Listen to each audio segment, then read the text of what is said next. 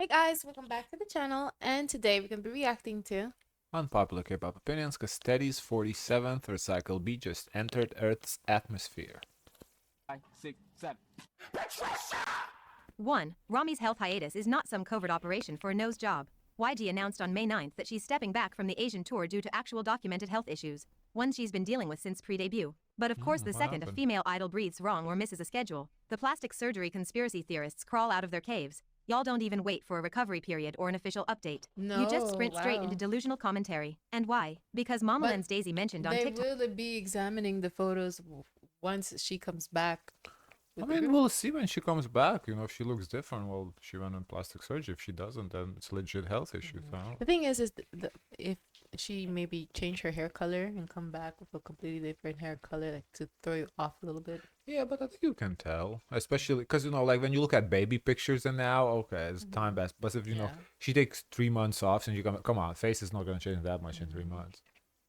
Talk that some idols use health reasons as a cover for surgery. She didn't name names. She didn't throw shade. She just said what everyone already knew. Yet now every freaking hiatus is suddenly a BBL in disguise. Be serious. You're not investigative journalists. You're just nosy with no context and too much time. It sees Leah got dragged for the same garbage. And now Rami's getting the pitchfork treatment when she hasn't even left yet. You haven't seen her. You haven't heard from her. The girl literally sat down for 1 second and y'all started writing fanfiction. Her fans are out here digging up receipts, actual medical diagnoses like pneumothorax, hospital stays, mentions on their survival show, member, comments, just to justify her absence, as if being sick suddenly isn't believable anymore. It's pathetic. And now some of y'all are even blaming Daisy for giving haters ammunition, as if she personally handed them a script. No, these trolls were always gonna talk crap. Daisy didn't create the toxicity, she just dared to say something true about an industry that thrives on smoke and mirrors. A Hyan was accused of surgery before Daisy said a single thing. These people don't need a reason to hate, they create one. Plus, let's use some common sense for once. If Rami really wanted surgery, would she skip a tour? Her solo fans would probably riot and dip out on tickets. Yeah, I think if it was surgery, it would be more like on the off season, not do in the middle of the tour. A little strange to get a surgery in the middle of the tour. Must That's be like, urgent. yeah, it seemed like when you do something like that in the middle of a tour, there's some sort of urgency. It's not like optional, you know. That's money on the line, no idol, especially one just barely out of debut is risking career momentum and fanbase goodwill just to get something tweaked in secret. The Yeah. timing, the diagnosis. The whole thing screams legit, but nah, instead of empathy, y'all would rather run your mouths and turn a girl's suffering into gossip. You're not clever, you're just proving that K-pop fans are some of the nastiest, most self-important trash on the internet. 2. Is Well, let's hope that she feels better. Cat's Eye really singing live? Who the heck cares? They're performing, and that's more than half the industry. With every stage of gnarly, these girls are out here demolishing that fever dream of a track. Well, they are live because in this video that she's showing, we did react to it. They were singing a cappella. Before the beat, there was technical difficulties. The beat wouldn't come on, and they were singing a cappella. So I mean, that's live.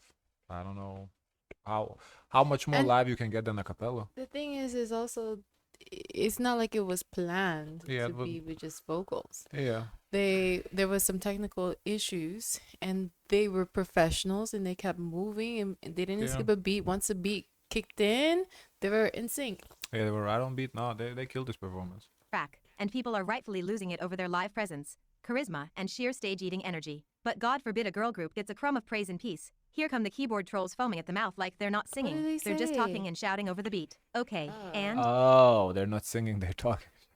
I mean, okay. You have to Sure. still sound correct. Like, you Yeah, can't but just yeah. a lot of music nowadays is just talking, not singing. So, that is the song. What did y'all expect? A Whitney ballad? Let's not pretend Gnarly is some vocal masterpiece. It's a chaotic, shouty, toxing mess built on a bootleg hyperpop beat held together by curse words and rage bait. But guess what? That was the assignment, and they executed it flawlessly. You try turning Yeah. sonic garbage into a main stage moment and see if you don't flop harder than Kiss of Life's comeback. These girls took a track that should have been dead on arrival and somehow made it camp. Electric and unforgettable. So let's stop pretending presence, expression, and charisma don't matter unless someone's belting like they're in a musical. Performances are about selling whatever cracked out vision the company threw at you. And Cat's Eye sold Gnarly like it was couture. Yep. You think serving facials, hitting every mark and breathing life into a cursed TikTok meme chorus is easy? Miss me with the bitter nitpicking. This isn't a question of vocals versus noise, it's a question of execution. And Cat's Eye executed the heck out of that mess. So stop trying to discredit them just because your fave couldn't pull off that kind of chaos with half the impact. Respect the grind or shut up. 3. Meow's drop. Wow. She right. I wonder because oftentimes we don't really see something like this because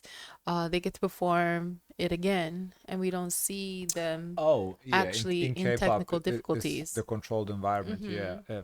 Here, yeah, it was, you know, Because I don't know how many other K-pop stars go to Wango Tango. It could be more, I've but never I heard don't of know. Mango Tango, so Yeah. I don't even know what it is. I even saw Doja Cat. She was in it. Yeah, we reacted to Doja Cat there.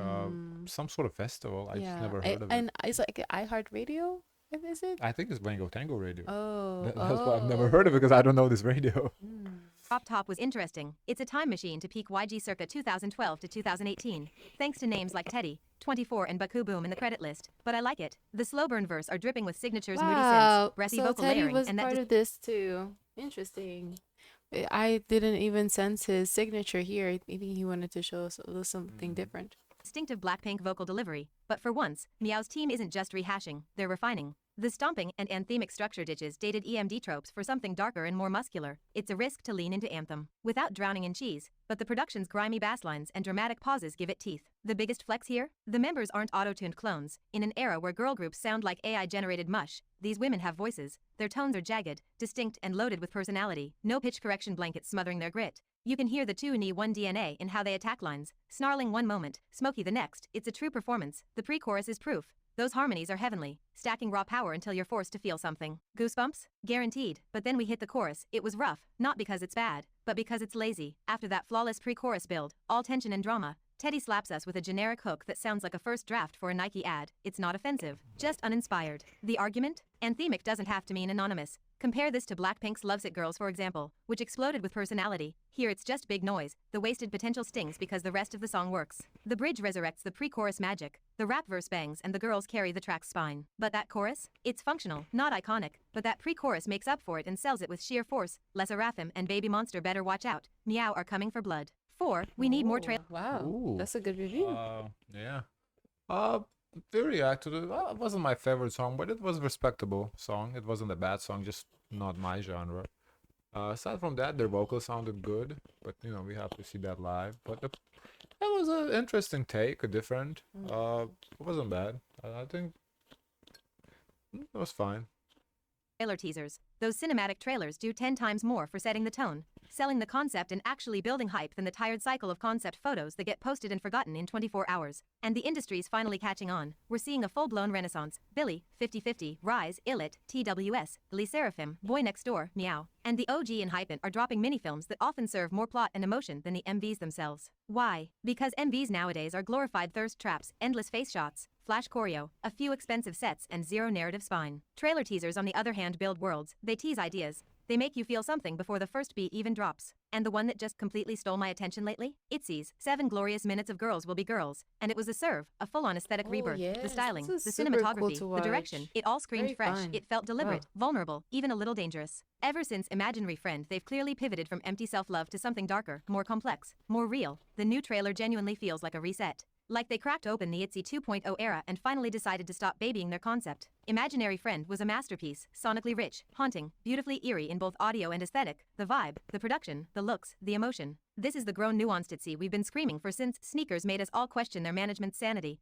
That song nearly sent the fandom into a spiritual crisis. But this is the comeback of redemption. Ryujin carrying the narrative as the main character? Brilliant. She's got the strongest acting chops in the group and she brought real presence to the screen. JYP's chaotic little cameo? Weirdly perfect. It balanced the emotional tone with just enough was absurdity to funny. keep things very ITZY. And let's talk concept. ITZY has always been about individuality and unity, but for the longest time, they delivered that message with the depth of an inspirational Pinterest board. I love myself. Okay, cute. But how? What about the days when you don't? When the mirror lies? When loving yourself feels like a war? They never touched that. They just kept repackaging Dalla Dalla with different wigs and saying empowerment like it was a personality trait. But now they're finally admitting that self-love is a process. Messy, complicated, often painful. That's the real bit fans can actually connect with. It's mature, it's Okay, layered, it yeah, shows that's growth. true. Not just as artists, but as people. And with their contracts expiring next February, this feels intentional, strategic, like they're finally taking creative risks and redefining their image before the clock runs out. Whether they renew or not, they're making sure this era means something. Now, commercially, everyone loves to doom post about ITZY like they're out here selling 10 albums in a back alley.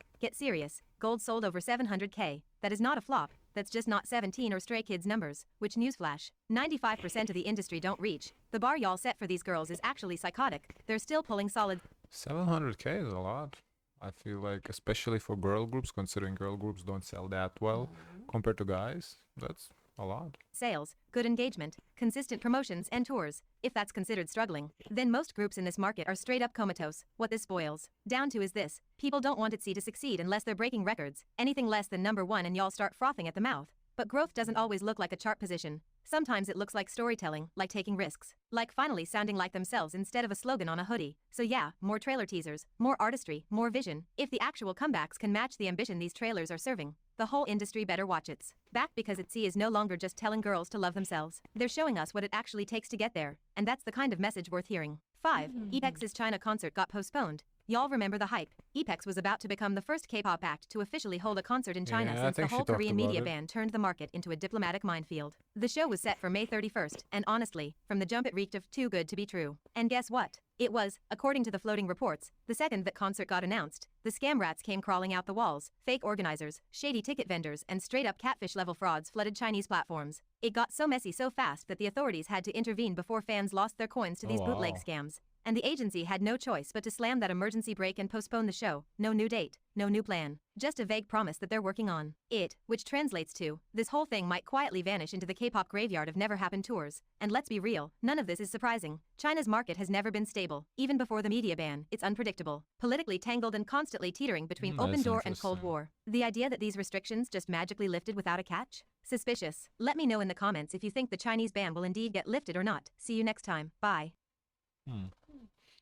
Will it get lifted? I don't know. I think it might, because China kind of struggling a little bit. They're trying to come up new ways to make money nowadays. So this would make sense. We'll see though. Guys, of course, let us know your thoughts. Don't forget to like, comment, and subscribe. Join the Discord, and as always, share as much kindness as possible. Bye, guys.